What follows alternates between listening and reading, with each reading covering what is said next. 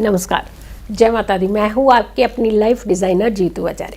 शिवरात्रि हो, भगवान भोलेनाथ को प्रसन्न करना हो, ऐसे में आप बहुत सारी चीज़ें उन्हें अर्पित करते हैं, चढ़ाते हैं उन्हें चीज़ें। बहुत सारी चीज़ों से आप भगवान भोलेनाथ को प्रसन्न करना चाहते हैं, लेकिन भगवान भोलेनाथ हैं वो कि छोटी छोटी चीज़ों से ही मान जाते हैं, उन्हें बहुत सारी सामग्री तो चाहिए नहीं। अब यहाँ पे बात आती है कि आप चीज़ें तो बहुत सारी चढ़ाइए, और ख़ास करके जब हम फ्लावर्स की बात करते हैं, फूलों की बात करते हैं, और आपको मालूम है कोई ख़ास फूल होते हैं जिसे चढ़ाते ही भगवान नाराज़ हो जाते हैं, यानी गुस्से में आ जाते हैं, क्रोधित हो जाते हैं। अब भोले हैं, कहते हैं कि भोले बहुत जल्दी मान जाते हैं, लेकिन आपकी उस चीज़ से तो नहीं मानते ना जो उन्हें नहीं पसंद है। तो क्या चीज़ भगवान भोलेनाथ को शिवरात्रि हो या सावन हो, क्या अर्पित करना चाहिए, क्या नहीं करना चाहिए, क्या नहीं करना चाहिए, क्या अर्पित करना चाहिए। हम स्पेशली फ्लावर्स की बात ज़रूर करेंगे कि फूल एक कोई ऐसे हैं जो चढ़ाते ही भगवान भोलेनाथ रुष्ट हो जाते हैं, रूठ जाते हैं। तो यहाँ तो मनाने की बात चल रही है, आप मनाने जाते हैं, व्रत रखते हैं, रात्रि पूजा करते हैं, वहीं दूसरी तरफ एक छोटी सी चूक के चलते भगवान को नाराज़ भी कर देते हैं। तो जितने मेहनत की आपने, जितनी पूजा भक्ति की, वो सारी कहीं ना कहीं विफल हो गई।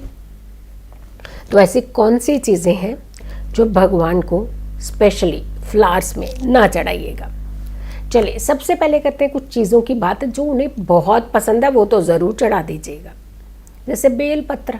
आप सोचिए, बेल पत्र से मान जाते हैं आपके भगवान। मांगने को तो आप इतनी सारी लिस्ट ले जाते हैं, लेकिन सिर्फ बेल पत्र लेकर के आपकी सारी मनोकामनाओं को पूर्ण कर देते हैं।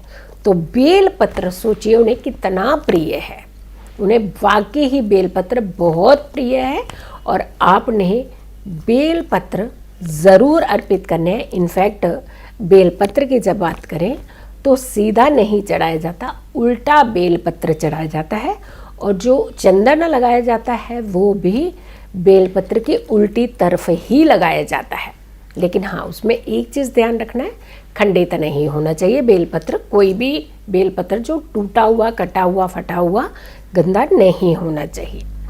धतूरा बहुत प्रिय है उन्हें, तो धतूरा उन्हें ज़रूर अर्पित करना चाहिए। किसी भी सामग्री को आप इस्तेमाल कर रहे हैं या प्रयोग में कर रहे हैं, या फिर आप ये कहें भगवान को अर्पित कर रहे हैं, तो गंगा जल से छिड़काव करके या पानी से अच्छे से जल से धो करके तो ही आप अर्पित करें। जल और गंगा जल की बात कर रहे थे कि इन्हें कोई भी चीज़ को जल और गंगा जल से धो करके साफ करके ही अर्पित करना चाहिए। लेकिन जल और गंगा जल, ये दोनों चीज़ें इन्हें बहुत प्रिय है। भगवान भोलेनाथ को भी शांत करते हैं जल और गंगा जल, और गंगा जल और जल अर्पित करने के बाद आपको भी शांति, सुख और समृद्धि मिलती है। तो जल जो हम शिवलिंग पर अर्पित करते हैं, गंगा जल जो भगवान भोलेनाथ ने अपने जटाओं में समाहित कर रखा है, तो गंगा जल और जल आप भगवान भोलेनाथ को अर्पित कर सकते हैं।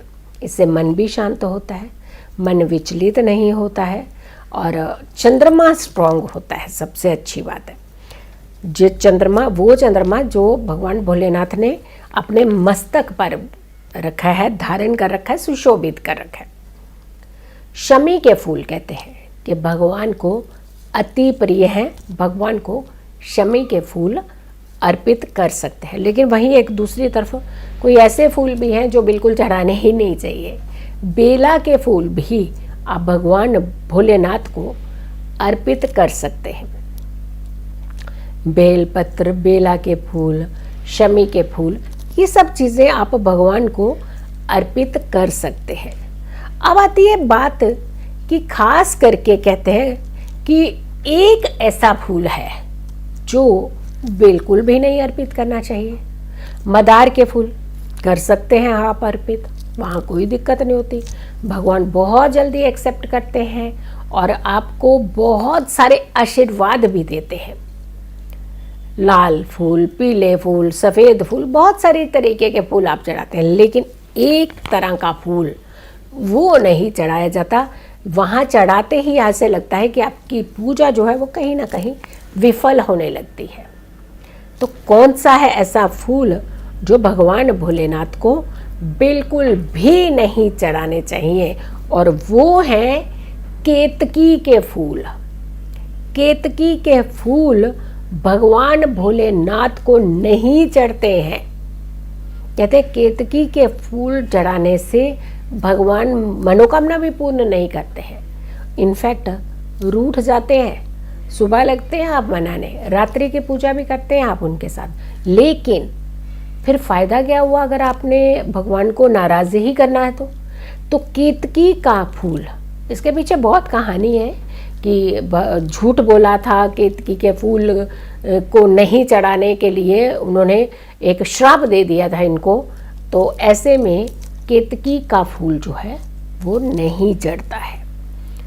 यहाँ आती है सच और झूठ की, कहते हैं परीक्षा की बात आती है। तो भगवान को भी बहुत सारी चीज़ें नहीं पसंद है, इसीलिए हम कहते हैं कि जब भी आप व्रत रखते हैं झूठ वूठ नहीं बोलना चाहिए, किसी को सताना नहीं चाहिए, किसी को परेशान नहीं करना चाहिए। आप सोचिए एक फ्लावर्स नहीं वो लेना चाहते हैं कि जहाँ जिस झूठ की जहाँ बीच में कहते हैं जगह होती है, तो वहाँ भक्ति की जगह नहीं होती है। इसीलिए झूठ और फरेब इन चीज़ों से दूर रह करके आपको अपनी भक्ति की तरफ बढ़ना चाहिए। केतकी का फूल जो है ये भगवान भोलेनाथ को नहीं अर्पित किया जाता, और खास करके कहते हैं सफ़ेद फूल अर्पित कर सकते हैं, सुगंधित फूल सारे अर्पित कर सकते हैं आप, उड़हल के फूल आप भगवान भोलेनाथ को अर्पित कर सकते हैं। और ऐसे में चंदन ज़रूर अर्पित करना चाहिए। और कहते हैं कि फ्लावर्स के ऊपर गंगा जल का छिड़काव करके उसे चंदन लगा करके अगर आप भगवान भोलेनाथ को अर्पित करते हैं तो भगवान ज़्यादा प्रसन्न होते हैं। अब देखिए मानते किन किन चीज़ों से, चंदन घिस करके आप उससे आप भगवान का तिलक कर सकते हैं। किससे मानते हैं आप?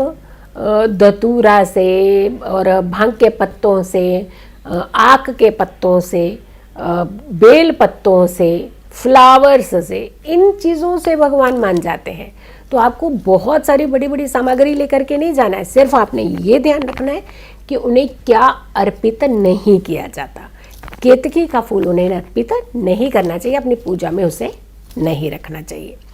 और सबसे बड़ी बात आती है कि जब कहते हैं कि कोई आपको रोग सता रहा हो, कोई रोग है वो आपको बहुत ज़्यादा इरिटेट कर रहा हो, तो सफ़ेद फूलों की माला बना करके भगवान भोलेनाथ को अर्पित करनी चाहिए। अगर आप बार बार घटनाओं के शिकार हो रहे हों तो लाल रंग के फूलों की माला अर्पित करनी चाहिए। अगर आपको बहुत ज़्यादा स्ट्रेस हो रहा हो या फिर आपको लगता है कि मेंटली बहुत ज़्यादा डिप्रेस्ड हो रहे हैं, आपको डिप्रेशन के शिकार हो रहे हैं, तो आपको बेल पत्तों की माला जो है वो अर्पित करनी चाहिए।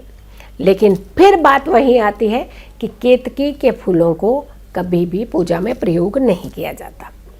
अगर आप लोगों ने अभी तक मेरे चैनल को सब्सक्राइब नहीं किया है तो ज़रूर कीजिएगा, वीडियो शेयर कीजिएगा और मेरी आने वाली हर वीडियो का इंतज़ार कीजिएगा। तब तक के लिए नमस्कार।